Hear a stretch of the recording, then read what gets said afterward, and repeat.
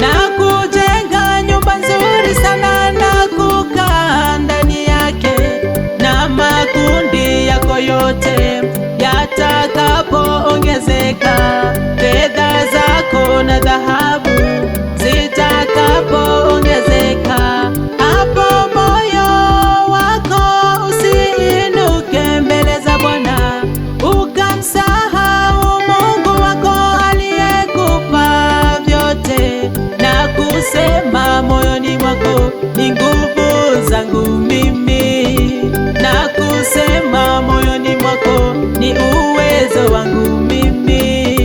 La hasha, la hasha, ni kwa neema ya Mungu. Ridhika, ridhika na kile ulicho nacho, tosheka, tosheka na kile Mungu amekupa.